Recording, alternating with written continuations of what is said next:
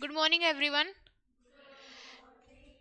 Today we are going to discuss about the petroleum.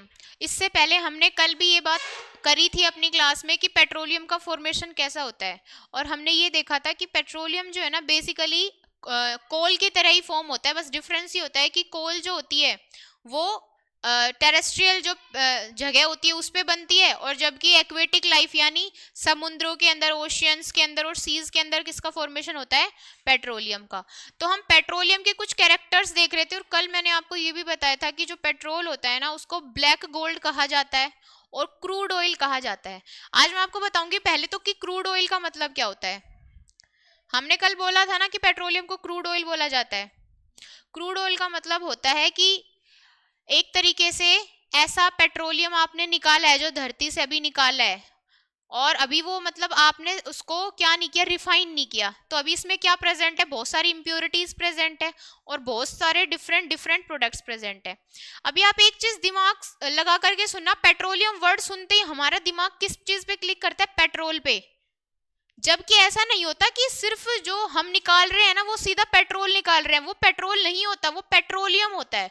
और petroleum के अंदर बहुत सारे सब्सटेंसेस प्रेजेंट होते हैं। जैसे हमने क्या निकाला था? कोल निकाला था।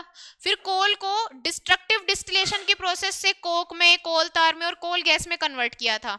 ऐसे ही हम पेट्रोलियम निकालेंगे, और पेट्रोलियम यानी वो शुद्ध फॉर्म में नहीं है। किस में नहीं है? प्योर फॉर्म में नहीं है। तो जो चीज प्योर फॉर्म में नहीं है उसको हम प्योर फॉर्म में लेकर के आएंगे, और जब हम उसको प्योर फॉर्म में लेके आएंगे तो उसकी रिफाइनिंग करेंगे, और रिफाइनिंग करते वक्त हमारे पास अलग अलग टाइप्स के सब्सटेंसेस मिलेंगे हमें। ठीक है। अच्छा, अब आप ध्यान से समझना कि हमने कोल के लिए, कोल को रिफाइन करने के लिए तो क्या किया था? क्या किया था भाई? Destructive distillation. और बहुत सिंपल सी बात है बेटा कि पेट्रोलियम को रिफाइन करने के लिए हम क्या करेंगे? Fractional distillation. क्या करेंगे? क्या दोनों में डिफरेंस समझ में आ गया? यानी कोल को रिफाइन करने के लिए जो प्रोसेस थी वो क्या थी? Destructive distillation. और पेट्रोलियम को रिफाइन करने के लिए आज हम पढ़ेंगे फ्रैक्शनल डिस्टिलेशन। अब देखो होता क्या है, मैं पहले आपको एक बेसिक बात बता देती हूँ, उसके बाद हम थ्योरी पढ़ेंगे। ये आपने कॉलम लिया, ठीक है, और ये कॉलम ऐसा है, यहां से देखो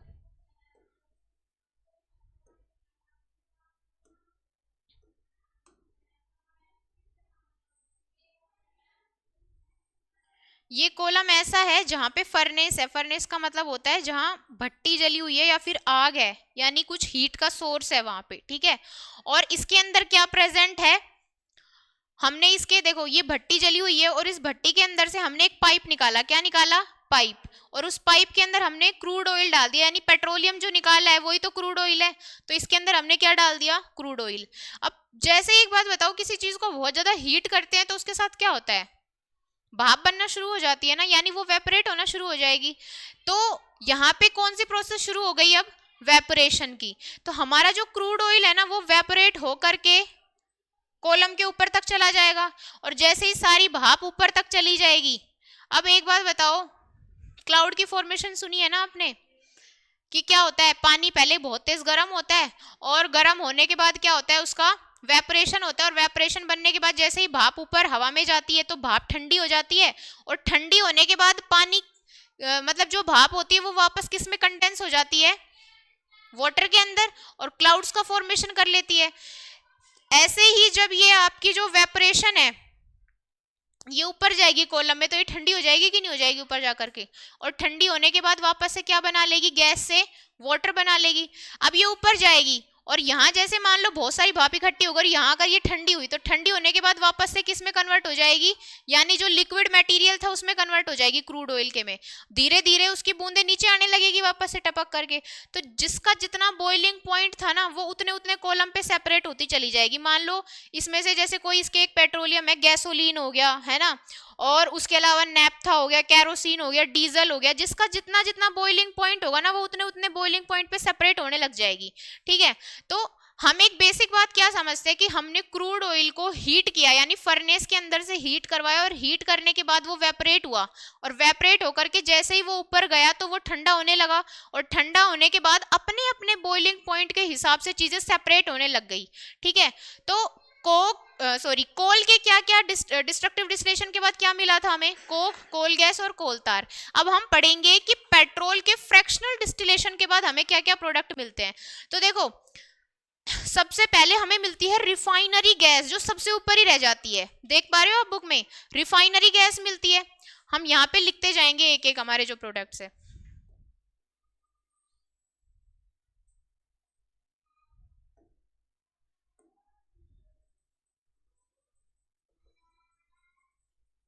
रिफाइनरी गैस, इसका टेम्परेचर बताओ कितना है? Less than 40 degree Celsius. ठीक है, फिर उसके बाद दूसरा प्रोडक्ट हमें क्या मिलेगा? पेट्रोल और गैसोलीन।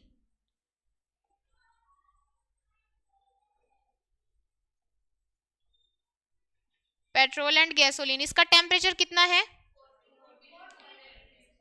40 to 200 degree Celsius. उसके बाद तीसरा प्रोडक्ट हमें मिलेगा नेप्था। इसका टेम्परेचर कितना है? 135 डिग्री 125 डिग्री सेल्सियस। ठीक है, देन उसके बाद हमें क्या मिलेगा? कैरोसिन। It's okay. ठीक है, उसके बाद हमें मिलेगा कैरोसिन। क्या मिलेगा? कैरोसिन का टेम्परेचर कितना होता है? 175 डिग्री सेल्सियस। उसके बाद और क्या मिलेगा हमें? डीजल। ठीक है, डीजल मिलेगा यहाँ पे। डीजल और पेट्रोल जो होते हैं ना, वो गैसोलीन की फॉर्म में प्रेजेंट होते हैं। डीजल मिलेगा, और उसके आगे fuel oil, lubricating product.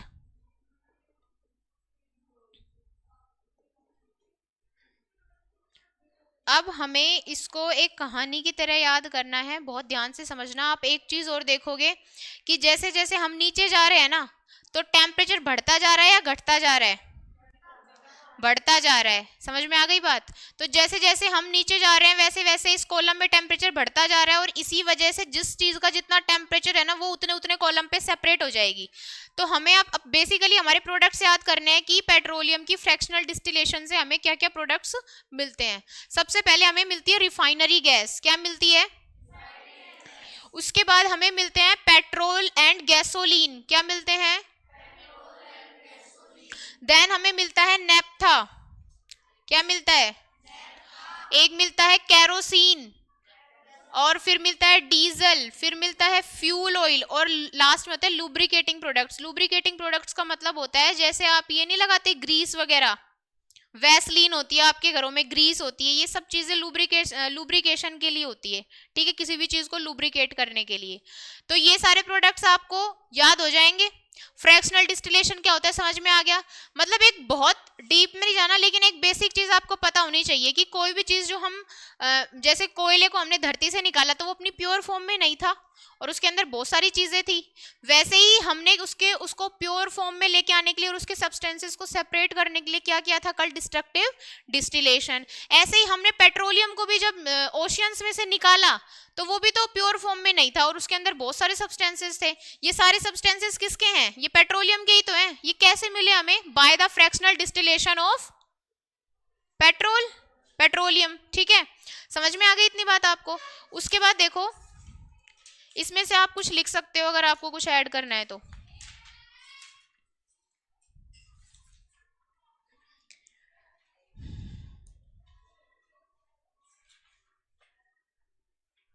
Now अब देखो, ये जितनी भी चीजें हमने पढ़ी है ना, जो हमें प्रोडक्ट्स मिलेंगे, हम इनके बारे में डिस्कस करेंगे कि ये हमारे किन किन चीजों में काम आते हैं। ठीक है, जैसे हमने पढ़ा gasoline, petrol, diesel, lubricating oil, ये सारी चीजें, पैराफिन वैक्स, ये सब किस में काम आती है।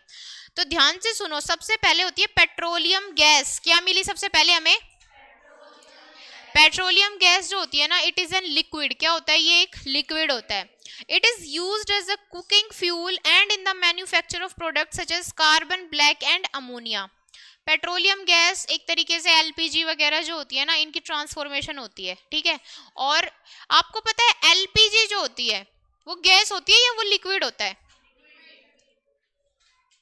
एलपीजी गैस नहीं होती। किसने कह दिया एलपीजी गैस नहीं होती? सिलेंडर में गैस भरी हुई होती है, लिक्विड। तो फिर वो लिक्विड कैसे, जब आप गैस ऑन करते हो तब तो नहीं आता बाहर कुछ भी लिक्विड। ठीक है, एक बार मैं फिर से एक्सप्लेन करती हूँ। देखो, एलपीजी की फुल फॉर्म होती है, क्या फुल फॉर्म होती है एलपीजी की? Liquefied petroleum gas.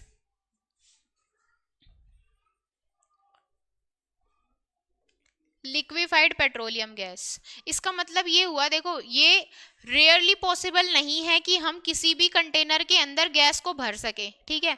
तो हमने क्या मेथड निकाला, जब भी हम किसी गैसेस सब्सटेंसेस के ऊपर प्रेशर अप्लाई करते हैं ना, तो वो कंडेंस होके लिक्विड में चेंज हो जाता है, ठीक है। तो हमने क्या किया, ये जो गैस थी पेट्रोलियम गैस थी, पेट्रोलियम गैस को क्या कर दिया, बहुत ज्यादा हाई प्रेशर पे रख दिया, और हाई प्रेशर पे रखने के कारण ये किस में बदल गई, लिक्विड में। और हमने सिलेंडर में क्या भर लिया, लिक्विड। अब वो स्टोर करना इजी हो गया। अब तुमने देखा है जैसे ही तुम क्या नाम है, गैस का वो जो प्लग ऑन करते हो नीचे से, ठीक है, और नीचे से उसका एक मेन स्विच होता है, उसको ऑन करते हो तो एकदम से आवाज आती है ना आपको, उसमें क्या होता है, सिलेंडर का प्रेशर एकदम से रिलीज हो जाता है, यानी कम हो जाता है। अब तुमने हाई प्रेशर पे क्या किया था, पहले गैस को लिक्विड में कन्वर्ट किया था, अब तुमने प्रेशर कम कर दिया तो वो वापस लिक्विड किस में कन्वर्ट हो जाएगा, यानी सिलेंडर के अंदर तो गैस ही है, लेकिन हमने अब प्रेशर क्या कर दिया, कम कर दिया। और प्रेशर कम करने की वजह से वो जो लिक्विड है वो अब किस में चेंज हो क्या आ रहा है हमारे पास, गैस में। समझ में आ गई बात? तो लिक्विफाइड पेट्रोलियम गैस एलपीजी को बोला जाता है। जो ये पेट्रोलियम गैस होती है ना, ये हमारे घरों में कुकिंग के पर्पज के लिए यूज होती है। दूसरी बात मैंने आपको बताई है कि अमोनिया जो होती है वो इसी के, अमोनिया क्या होती है, NH3 अमोनिया, अमोनिया इसी से प्रिपेयर की जाती है। दूसरा होता है गैसोलीन, गैसोलीन का प्रोडक्ट होता है पेट्रोल और डीजल। देखो किस में काम आता है, it is used as a fuel in automobiles and in dry cleaning. कपड़ों को ड्राई क्लीन करवाते हो, ड्राई क्लीन में क्या होता होगा आपके हिसाब से, ड्राई क्लीन कैसे करते होंगे कपड़ों को, जब उसका नाम ही ड्राई क्लीन है इसका मतलब उसमें वाटर का यूज तो नहीं होता होगा, है ना। तो ड्राई क्लीन सबसे पहली बात तो वाटर से धुलने की प्रोसेस नहीं है, जैसे आपके घरों में वॉशिंग मशीन में डाल दिया वाटर और उसमें वॉशिंग पाउडर ऐड कर दिया, उस तरीके से ड्राई क्लीन नहीं होते हैं कपड़े। कैसे ड्राई क्लीन होते हैं, विदाउट वाटर, ठीक है। और इसमें ड्राई क्लीन करने के लिए गैसोलीन डाला जाता है। क्या प्रोडक्ट यूज होता है, गैसोलीन, ठीक है। तो आपके ऑटोमोबाइल्स मैंने कल भी बताए थे, जो व्हीकल्स वगैरह होते हैं, एक तो उसके अंदर यूज होता है, क्या यूज होता है, पेट्रोल, और petrol is a form of gasoline, ठीक है। और ड्राई क्लीनिंग के अंदर फिर आती है कैरोसिन की बात। कैरोसिन के लैंप देखे आपने पहले, मिट्टी तेल जिसको बोलते हैं। पहले जब लाइट नहीं आती थी ना, तो लोग जो चिमनी वगैरह जलाते थे, लैंप वगैरह जलाते थे, उनमें क्या होता था, कैरोसिन होता था। और कैरोसिन के तो स्टोव भी जलते हुए देखे हैं मैंने, स्टोव देखे हैं, स्टोव आते थे पहले जिसमें कैरोसिन ऑयल होता था और वो जलते थे, गैस नहीं होती थी पहले, कैरोसिन के स्टोव जला करते थे, ठीक है। तो इसने बोला है कि फ्यूल की तरह यूज होता है लैंप्स में और स्टोव्स में। It is been used as a rocket fuel. Rocket जब लॉन्च होते हैं ना, तो रॉकेट में कौन सा फ्यूल यूज होता है, very important question. Rocket fuel किसको बोला गया है भाई, रॉकेट फ्यूल किसको बोला गया है, कैरोसिन को।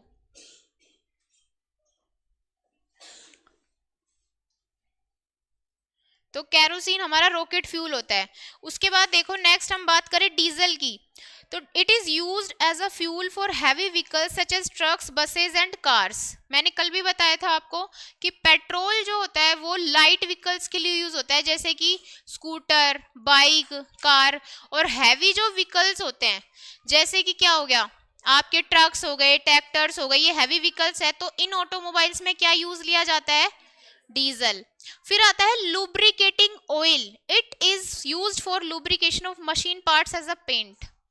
जब भी किसी ऑटोमोबाइल की रिपेयर करवाने के लिए, सर्विस करवाने के लिए लेके जाते हो, तो ग्रीस वगैरह और एक ऑयल डाला जाता है ना, काला तेल होता है या जो भी उसको बोलते हैं, वो क्या करते हैं, डिफरेंट डिफरेंट जितने भी पार्ट्स होते हैं मशीनों के, उन सभी में लगाया जाता है।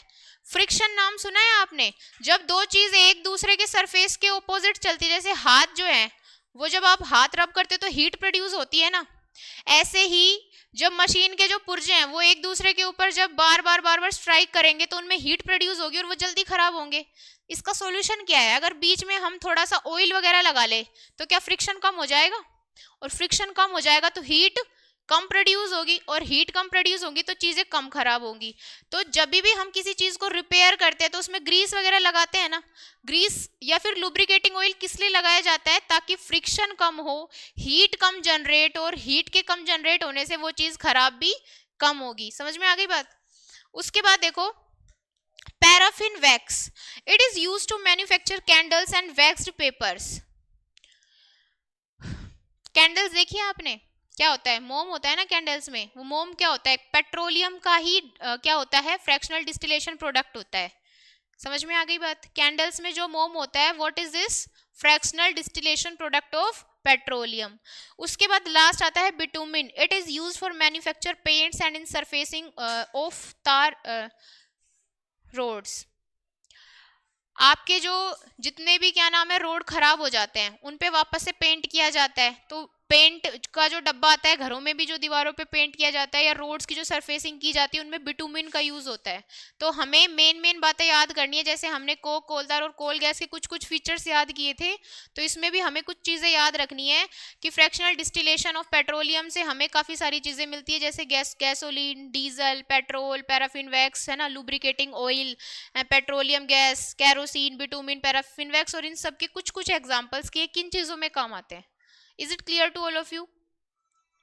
उसके बाद देखेंगे हम व्हाट आर पेट्रोकेमिकल्स, कि पेट्रोकेमिकल्स क्या होते हैं। तब तक आप एक क्वेश्चन लिखेंगे अपनी बुक में, what is fractional distillation of petrol? What is fractional distillation of petrol?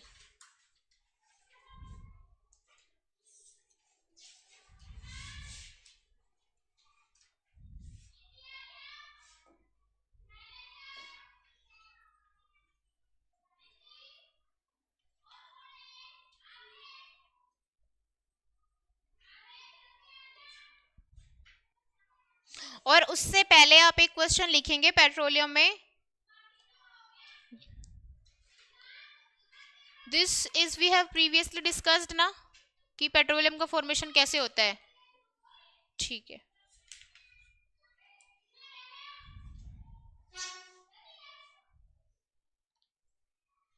Petrochemicals देखो क्या होते हैं, useful substances obtained from petroleum and natural gas.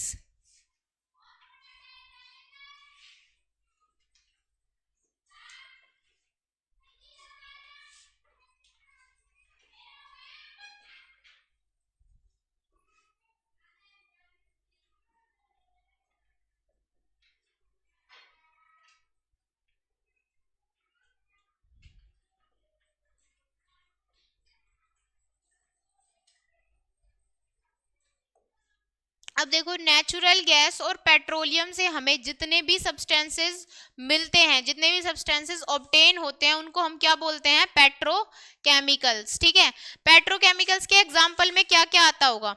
देखो सबसे पहले हम देखते हैं, useful substances obtained from petroleum and natural gas are called petrochemicals. Various useful petrochemicals are used for manufacturing detergents, fibre covering polyester, nylon, acrylic, besides polythene and other man-made plastics.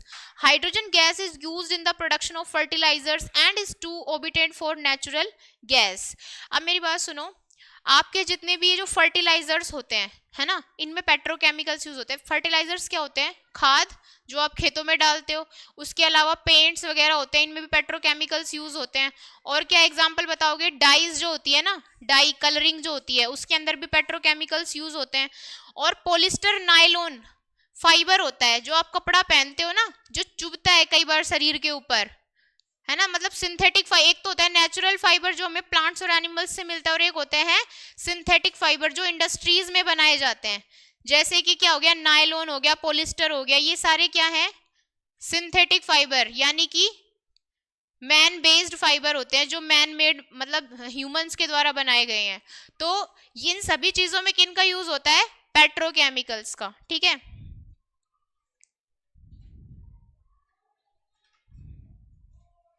Thank you very much for today. Rest we will discuss in the next class.